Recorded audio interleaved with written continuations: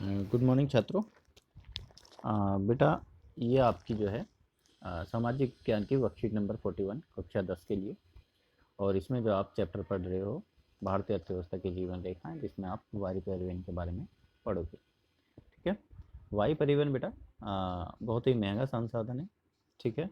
और ये बहुत तीव्रगामी भी है, यानी कि बहुत जल्दी आपको एक जगह से दूसरी जगह जाना है तो उसके लिए हम वायुयान का उपयोग करते हैं। ठीक है। भारत जैसे अलग अलग जो जलवायु वाला देश है, वहाँ पर जो है इसकी महत्ता और बढ़ जाती है। पहाड़ी क्षेत्र भी है यहाँ पर। ठीक है। तो इसकी महत्ता और ज़्यादा बढ़ जाती है। वायु परिवहन जो है आंतरिक और बाह्य, यानी कि दोनों स्थितियों में इसका इस्तेमाल किया जाता है। यानी अगर देश के अंदर आपको जाना हो कहीं पर, या देश से किसी दूसरे देश में जाना हो, तो वायु परिवहन का इस्तेमाल किया जा सकता है। ठीक है ना। ये जो है यात्रा के लिए तो उपयोग होता है, या माल वाहन के लिए भी इसका इस्तेमाल किया जाता है, या देश की रक्षा के लिए इसका इस्तेमाल किया जाता है, जो कि आप देख रहे हो। ठीक है। आपातकाल की स्थिति में इसका बहुत ज़्यादा उपयोग बढ़ जाता है। ठीक है। कहीं बाढ़ आ गई, कहीं भूकंप आ गया, या बाढ़ आ गई, या फिर कोई अन्य चीज़ हो गई, तो ऐसी स्थिति में जो है उन लोगों तक जो है खाना पहुंचाने का जो कार्य जो है इसी के माध्यम से, वायु परिवहन के माध्यम से किया जाता है। इसके अलावा लोगों को बचाने के लिए भी इसका इस्तेमाल किया जाता है। चाहे देख लीजिए 1990 और 91 में जो खाड़ी युद्ध हुए थे जॉर्डन में, उसमें जो है नागरिकों की वापसी के लिए इनका इस्तेमाल किया जाता है। और कोरोना महामारी में भी अन्य देशों से जो है लोगों को लाने के लिए अपने देश में वायु परिवहन का बहुत ज़्यादा इस्तेमाल किया गया। हिमालय में, जहाँ पर जो हिमालय है वहाँ पर जो है सुदूरवर्ती क्षेत्र है, जहाँ पर पहुँचना बड़ा मुश्किल होता है, रेल सुविधा नहीं बनाई जा सकती, सड़क सुविधा नहीं बनाई जा सकती, ऐसी जगहों पर यातायात का ही सहारा लिया जाता है। ठीक है। 1853 में जो है इसका राष्ट्रीयकरण हो गया था। ठीक है। वायु परिवहन का राष्ट्रीयकरण हो गया। एयर इंडिया घरेलू और अंतर्राष्ट्रीय सेवाओं के लिए अंतर्राष्ट्रीय सेवाएं प्रदान करती है। यानी कि एयर इंडिया जो है देश के अंदर भी चलती है, और अंतर्राष्ट्रीय यानी एक देश से दूसरे देश में जाने के लिए एयर इंडिया का उपयोग किया जाता है। पवन हंस जो है, पवन हंस हेलीकॉप्टर लिमिटेड, देश के अगम्य और दुर्गम स्थानों पर, जो उत्तर पूर्वी इलाके हैं, जहाँ पहाड़ी क्षेत्र है, जम्मू कश्मीर है, हिमाचल प्रदेश है, वहाँ पर जो है इसका इस्तेमाल पवन हंस का सबसे ज़्यादा किया जाता है। ठीक है। वायु परिवहन की शुरुआत जो है 1911 में हुआ था। ठीक है, भारत के अंदर। इसके लिए ये नैनी तक वायुयान से डाक ले जाया गया था। दुनिया में पहली मेल सेवा यह थी। ठीक है। दुनिया में पहली मेल सेवा यही थी। भारत में प्रमुख अंतर्राष्ट्रीय हवाई अड्डे कौन कौन से हैं? छत्रपति शिवाजी हवाई अड्डा, ठीक है, मुंबई में है, Santa cruise. Indira Gandhi international airport जो है वो पालम में है, दिल्ली में। ठीक है, आप जानते ही होंगे। सुभाष चंद्र बोस हवाई अड्डा, दमदम, कोलकाता।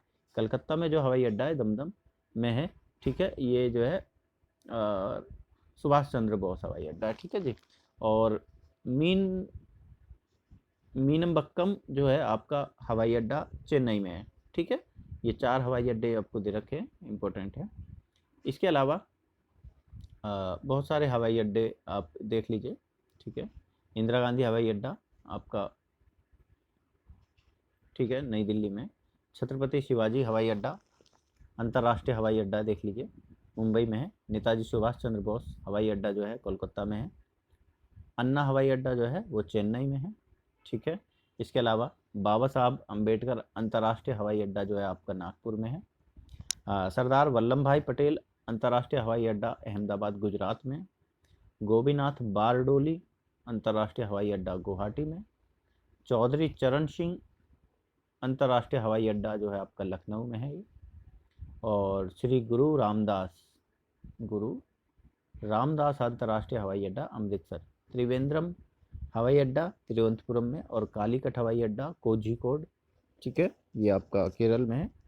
शेख आलम अंतर्राष्ट्रीय हवाई अड्डा जो है आपका श्रीनगर में है। ठीक। राजीव गांधी हवाई अड्डा हैदराबाद में है।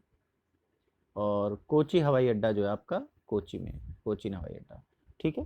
तो ये आपके प्रमुख हवाई अड्डे के नाम। इसमें देखो आपको 4 क्वेश्चन दिए हुए हैं। पहला क्वेश्चन है एयर इंडिया से जुड़े कुछ देशों के नाम। ठीक है। एयर इंडिया से जुड़े हुए किसी देशों के नाम जो है, इसमें आप कुछ भी बता सकते हो। इंग्लैंड से जुड़ा, अमेरिका से। ठीक है। बहुत सारे देश हैं, इस तरीके से आप कुछ देशों के नाम लिख सकते हो। दूसरा क्वेश्चन है आपका, उत्तर पूर्वी राज्यों में वायु परिवहन महत्वपूर्ण क्यों है? उत्तर पूर्वी राज्य बेटा पहाड़ी क्षेत्र है, और पहाड़ी क्षेत्रों में जो है रेलवे बनाना, सड़कें बनाना बहुत कठिन होता है, इसलिए जो है यहाँ जो है वायु परिवहन की बहुत ज़्यादा उपयुक्त हो जाता है। इसमें इसमें जो है पवन हंस जो हेलीकॉप्टर है, इसका इस्तेमाल अधिक किया जाता है, मैंने बताया भी था।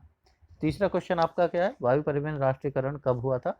वायु परिवहन का जो राष्ट्रीयकरण है, देखो यहाँ पर दे रखा है, वायु परिवहन का राष्ट्रीयकरण 1953 में हुआ। ठीक है। और अगला क्वेश्चन आपका है चौथा, आपातकालीन परिस्थिति में कौन सा परिवहन सबसे अधिक उपयुक्त होता है? तो वायु परिवहन जो है आपातकाल की स्थिति में सबसे ज़्यादा प्रमुख उपयुक्त होता है। तो ठीक है, ये जो आपकी वर्कशीट नंबर 41 आपकी कंप्लीट हो चुकी है। ठीक, तो सभी बच्चे जो है इस वर्कशीट को कंप्लीट करके अपना कार्य भेजेंगे। ठीक है, धन्यवाद।